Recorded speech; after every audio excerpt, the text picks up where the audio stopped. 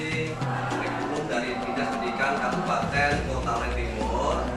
Ini kepengen melihat pembelajaran kamu. Kita sudah melaksanakan kurikulum Merdeka Berubah yang dicanangkan oleh Bapak Menteri. Untuk kelas 7 dan kelas 8, kelas 9 juga mengadopsi kurikulum Merdeka Berubah meskipun masih menggunakan kurikulum 2013. Harapan kita semua, harapan pemerintah, harapan Pak Menteri, kita bisa melaksanakan implementasi Lapor Merdeka Mengajar. Pendidikan Lapor Merdeka Mengajar diarahkan anak-anak praktek langsung di lapangan supaya punya kecakapan hidup yang luar biasa. Untuk lebih matangnya lagi, ini Bapak didampingi oleh Kepala Dinas dalam hal ini waktu kurikulum nanti akan memberikan menyampaikan sesuatu demi penguatan Lapor Merdeka Mengajar di SMP 9. Ini merupakan kali ke-5 kalau tidak salah Bapak melaksanakan penjejakan dan pendampingan implementasi kurikulum Merdeka, terutama di SMP Negeri 9 sampai tentu saja sekolah-sekolah lain juga Bapak kunjungi. Nah, sekarang ada informasi dari Bapak Kepala Sekolah melaporkan akan melakukan penguatan penerapan pembelajaran yang berbasis ANBK. Ada di antara kalian yang pernah simulasi asesmen nasional berbasis komputer? Di belakang sana ada ya, alhamdulillah. Nanti di antara ANBK itu ada profil sekolah, antara lain sekolah aman, sekolah berkebinekaan, sekolah yang memperhatikan program gender dan literasi serta numerasi. Kelas ini akan menguatkan salah satunya, Bapak akan mendampingi.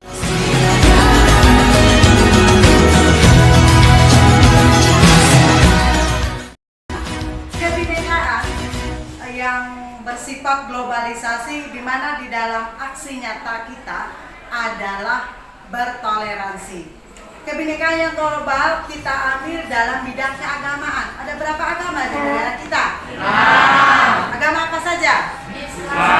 Kristen, Hindu, Buddha, Katolik. Ya, ada 6 agama. Aksi nyata yang kita tunjukkan dalam bertoleransi adalah aksi amal bakti. Nanti akan Ibu tugaskan dalam berkelompok untuk melakukan aksi nyata itu, aksinya amal bakti di rumah ibadah. Aksi nyata untuk aksi nyata di rumah ibadah gereja. Siapa yang bersedia?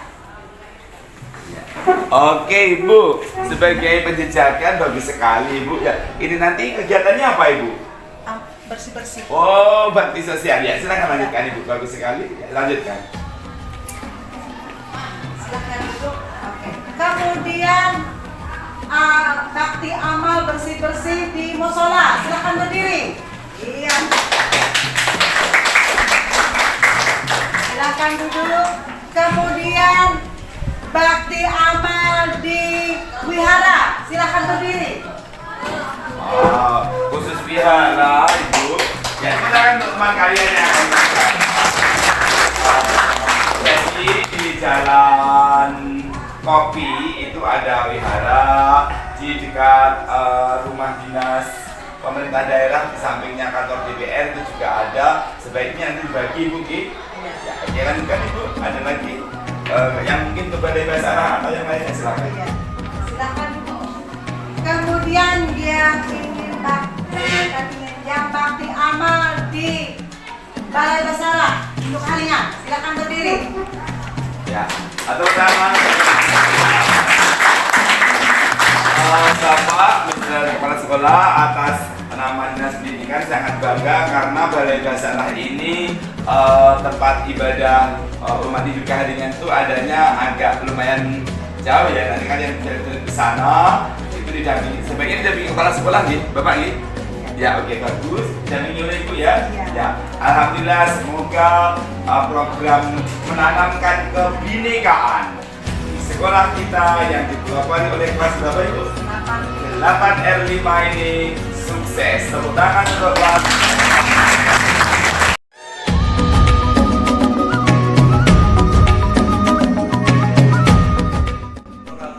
Waalaikumsalam warahmatullahi wabarakatuh. Selamat pagi anak-anak. Pagi. Bagaimana kabarnya hari ini? Baik. Ya. Hari ini hari Selasa. di hari Selasa, harapan Bapak kalian jadi seorang yang anak yang luar Biasa.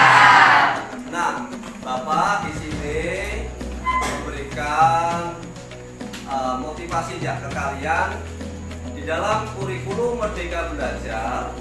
Ya, kita gunakan kurikulum Merdeka Berubah itu untuk kelas 7. Kelas 8-nya itu mengadopsi kurikulum Merdeka Berubah meskipun masih menggunakan K13.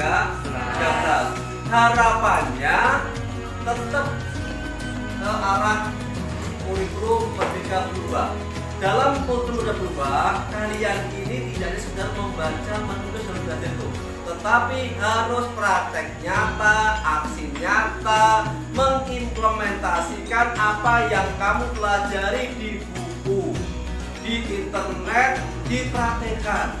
Karena kurikulum Merdeka Berubah ini membuat kalian harus lebih hebat. Suatu contoh mungkin hari ini saya tanya ke ibu guru tadi, kegiatannya numerasi. Apa di sekolah kamu dibuat seperti ini, siapa tahu suatu saat kamu dewasa kamu bisa membuat sebuah logo, membuat sebuah monumen dan sebagainya. Jadi tidak ada sekedar teori. Harapannya ini sebuah praktek ke depannya. Nah, seperti ini. Hal yang sepele kalau kalian pelajari ke depannya menjadi anak yang luar biasa. Bisa mengerti? Bisa memahami? Oke ya. Harapan Bapak ke depannya kalian bisa mempraktekkan apa yang kalian dapatkan di meja di ruangan ini. Didampingi oleh Dinas Pendidikan Kabupaten Timur yang akan memberikan penguatan ke Bapak, ke Ibu, dan khususnya ke kalian selaku pelajar masa depan harapan bangsa. Silakan ya. Tepuk tangan untuk kelas 8R. Selamat pagi. Good morning. Alhamdulillah, pagi hari ini merupakan hari kesekian kalinya untuk mengerjakan implementasi kurikulum Merdeka yang diadopsi ke kelas-kelas 8 dan 9. Merupakan hari kedua Bapak sebagai kasih kurikulum SMP Dinas Pendidikan mendampingi. Dan tadi materinya seperti disampaikan kepala sekolah adalah kalian akan menerapkan numerasi dalam seluruh mata pelajaran. Mata pelajaran apa yang hari ini kalian pelajari? Bahasa Inggris. Ya. Pelajaran apa lagi yang dikembangkan untuk berikutnya? Setelah ini nanti apa lagi? Agama Islam. Setelah itu bahasa Indonesia. Seluruh pelajaran itu bernumerasi, berarti ada hitungan, ada berhitung di dalam setiap pelajaran. Kalau setelah melaksanakan tugas dikoreksi bersama atau tidak? Koreksi. Kalian menilai atau tidak? Nah, itu namanya numerasi. Karena itu sekarang tidak ada guru yang memerintah kalian mengumpulkan tugas ke kantor. Mengapa? Karena di dalam praktek sekarang ini setelah latihan harus dibahas bersama, dinilai bersama, melibatkan siswa, praktek bernumerasi. Untuk itu pelajaran saat ini Ibu mata pelajaran apa? Bahasa Inggris akan bernumerasi. Bapak akan menjagi, akan mendampingi pelaksanaannya. Oke?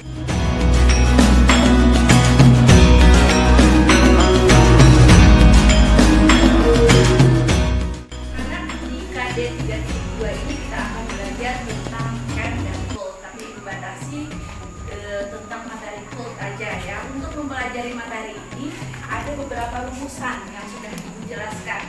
Nah, tugas kalian ya dijelaskan tadi, tugas kalian membuat kalimat tersebut masing-masing kelompok. Silahkan kelompok 1, 2, 3, 4. Nah, tugas kalian ada berapa tadi? Tidak, iya. Jadi karya-karya yang ini akan ditempelkan. Ini apa namanya? Tabung. Mana saja ditempelkannya? Selain bentuk ini, tabung. Apalagi yang sudah disebutkan? Bungkus. Apalagi? Iya, apalagi? Oke. Untuk tugas-tugas kalian ya seperti ini. Nanti akan digantung di atas. Jadi kalian akan melihat hasil pekerjaan kalian di benda-benda tersebut. Kalian silakan kalimat tadi dibacakan oleh masing-masing kelompok. Silakan Mary berdiri, yang lain mengikuti. Oke? I can speak Japan very well. Oke? I can speak Japan very well. Jaya very well. Oke. I can speak Japan very well. Next. I can speak Banjar very well. Oke, good ya. Excellent. Tepuk tangan.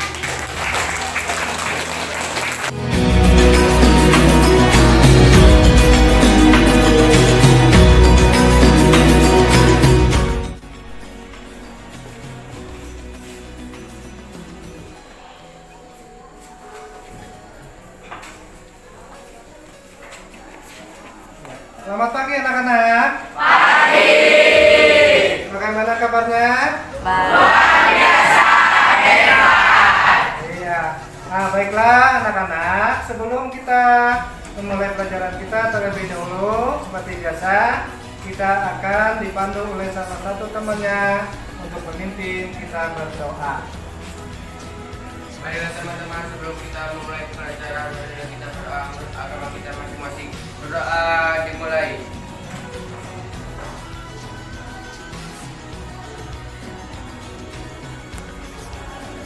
Selesai. Iya. Nah, baiklah, kita akan melanjutkan pembelajaran kita pada pagi hari ini. Seperti biasa, untuk kegiatan pembelajaran kita pada hari ini, kita akan membentuk kelompok belajar.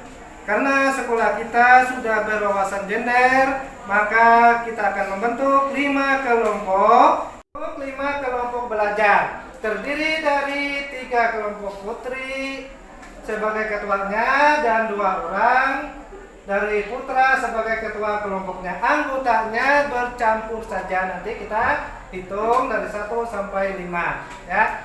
Nah, sekarang Bapak tanya, siapa yang bersedia menjadi ketua kelompok putri? 3 orang. Saya Pak. Iya, terima kasih. Silakan maju ke depan.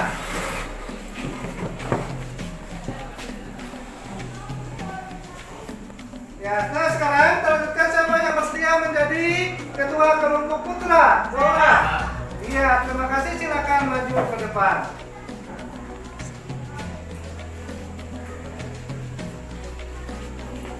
Nah, sekarang di depan kamu sudah ada 5 orang temannya menjadi ketua kelompok, terdiri dari ketua kelompok yang putri dan 2 orang dari ketua kelompok yang putra. Sekarang kita akan menentukan siapa saja anggotanya dengan cara menghitung 1 sampai 5. Siapa yang dapat angka 1 nanti ikut kelompoknya, kelompok pertama.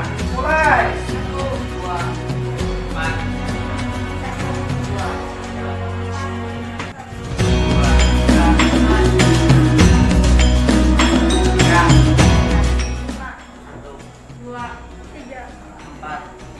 Iya, sekarang siapa yang nomor 1 angkat tangan?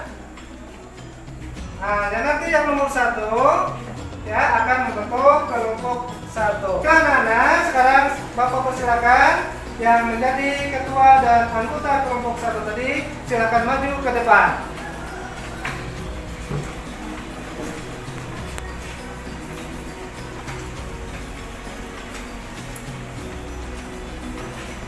Nah ya, ini sudah kelompok yang terdiri dari tidak hanya didominasi oleh perempuan saja, tetapi sudah ada putra dan putrinya. Ini salah satu contoh pembelajaran dengan menerapkan persamaan gender. Ada sebuah kelompok, ini ketuanya ya, Ya, ketuanya perempuan, tapi anggotanya ada perempuan, ada laki-laki. Inilah persamaan gender, tidak ada membedakan oh yang laki-laki lebih hebat dan sebagainya. Contoh, ketua DPR kita wakilnya perempuan. Puan Maharani, perempuan hebat juga suatu saat akan jadi anak yang hebat. Yang laki-laki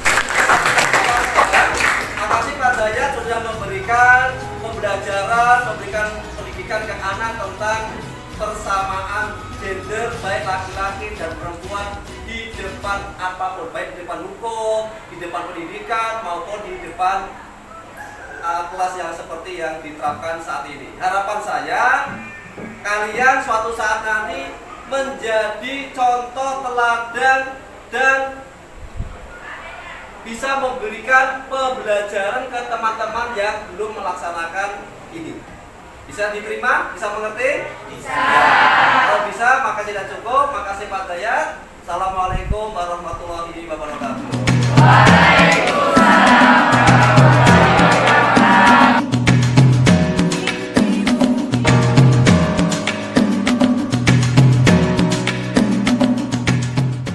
Assalamualaikum warahmatullahi wabarakatuh. Waalaikumsalam warahmatullahi wabarakatuh. Selamat pagi anak-anak. Pagi, luar biasa. Iya. Hari ini mudah-mudahan luar biasa, pikiran kalian luar biasa untuk menyongsong hidup yang luar biasa. Ya, Bapak di sini hanya memberikan motivasi ke kalian bahwasanya pendidikan pada prinsipnya tidak hanya membaca menulis, tetapi lebih ke arah bagaimana kalian bisa menerapkan, mengimplementasikan apa yang sudah kamu pelajari, apa yang sudah kamu dapatkan, baik dari buku, dari internet, lebih-lebih dari Bapak Ibu guru yang ada di SMP 9 ini. Nah, di dalam pendidikan ini ada beberapa hal banyak yang perlu bisa kamu lakukan. Apa diantaranya? Yang paling utama adalah implementasi kehidupan. Karena sekolah kita sudah menyongsong merdeka berubah untuk kelas 7, kelas 8-nya ini harus bisa ngikut untuk menyongsong untuk menjadi sekolah yang merdeka berubah. Berubah dari pola-pola lama menjadi pola-pola baru dengan implementasi dan kerja nyata. Harapan saya kalian menjadi anak yang hebat, berdisiplin, dan mungkin setiap bapak dengan anak-anak bilang cerita atau motivasi, ingat bersih lingkungan itu yang paling utama, kedisiplinan yang paling utama. Terus niat kalian untuk belajar itu yang sangat luar biasa. Belajar harus bisa membuat kalian jiwa serasa, ya. Ini Bapak yang ngasih motivasinya. Harapan saya apa yang Bapak sampaikan ini kalian jadi anak yang luar biasa, ya.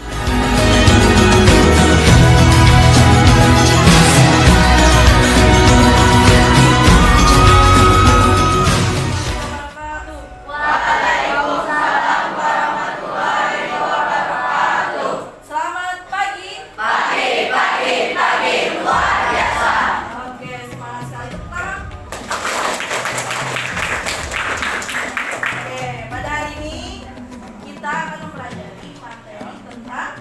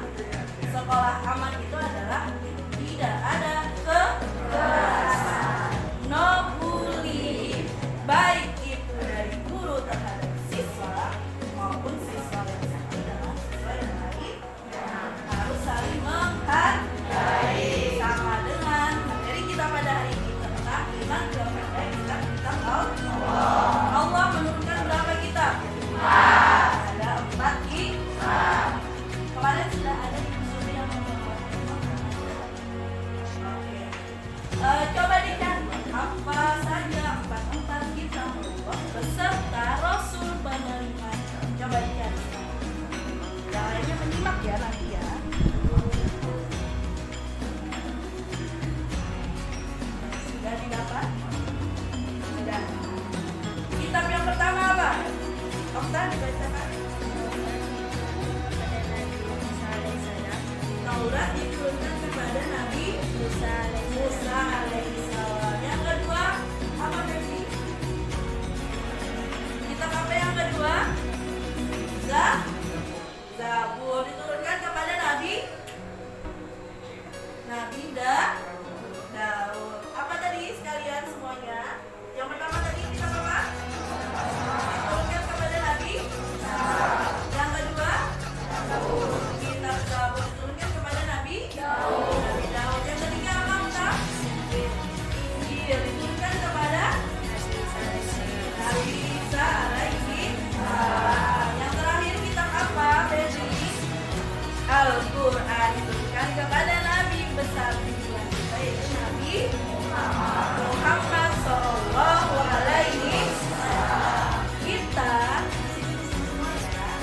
Kita sebagai manusia yang menganut agama harus menunjukkan nilai rahmatan lil alamin. Apa artinya? Rahmat bagi seluruh alam. Kasih sayang, memberikan kasih sayang. Rahmat itu kasih sayang ya, artinya rahmatan, kasih sayang kepada seluruh alam, seluruh penduduk bumi. Tidak ada perbedaan. Dari situlah kita akan menerapkan sekolah aman.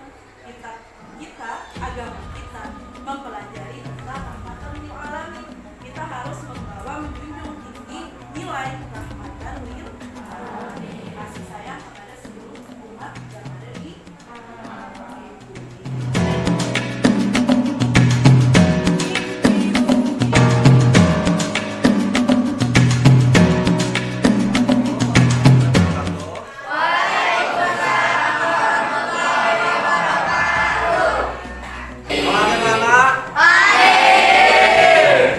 semangat ya. Ini anak-anakku SMP 9 sampai ini sudah melakukan pendidikan kurikulum Merdeka Berubah. Dalam kurikulum ini kita tidak hanya sekedar membaca menulis, tapi harus mengimplementasikan dan berliterasi. Apa literasi itu? Sumber bacaan tidak hanya buku. Sumber bacaan itu macam-macam. Bisa dari internet, bisa dari koran, majalah, ataupun yang lainnya. Kita tidak boleh hanya terfokus pada satu buku saja.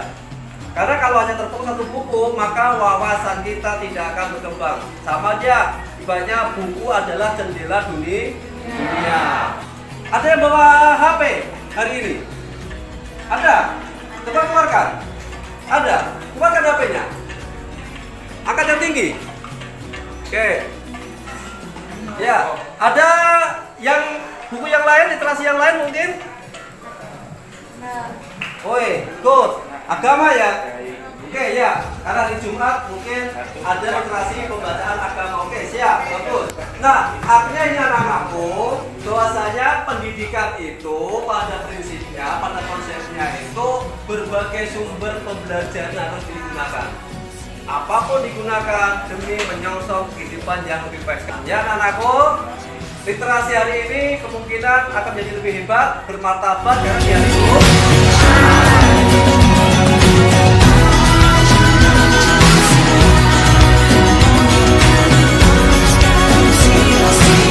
Semangat anak-anak sekalian. Bilang semangat pagi 3 kali, oke? Sesuai dengan arahan Bapak tadi ya, bahwa sumber belajar kita itu dari berbagai media. Antara lain kemarin sudah kita tunjuk, bukan kita tunjuk ya, tapi sudah dipilih, sudah mengajukan diri beberapa orang yang membawa HP sebagai ketua kelompoknya. Sekarang silakan berdiri. Nah, silakan berdiri. Oke, terima kasih. Ini siapa ini? Junita. Yang ini? Nanda. Yang sana? Anggun. Kemudian? Bobby. Selanjutnya? Oke, terima kasih untuk mereka berlima.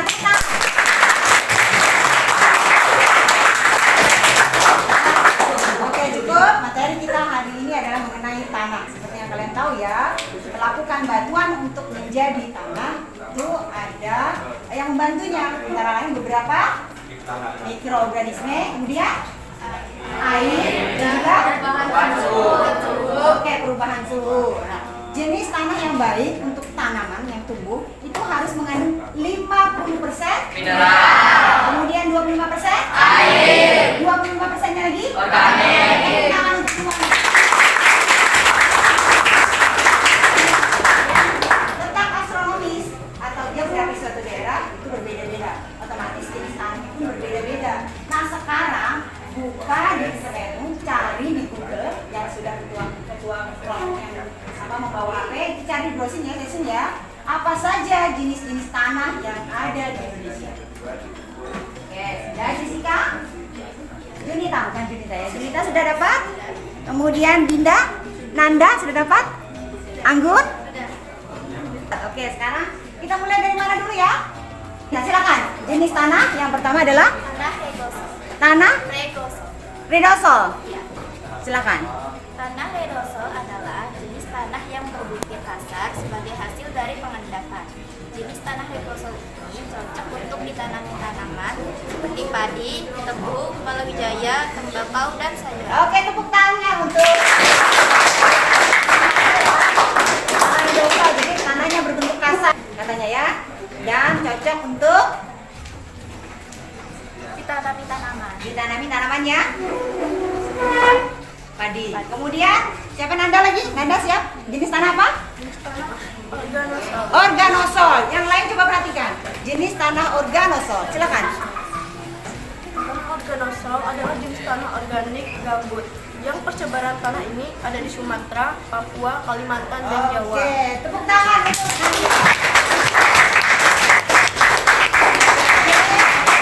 Tanah organosol sama dengan jenis tanah gambut dan ini terdapat di daerah mana tadi?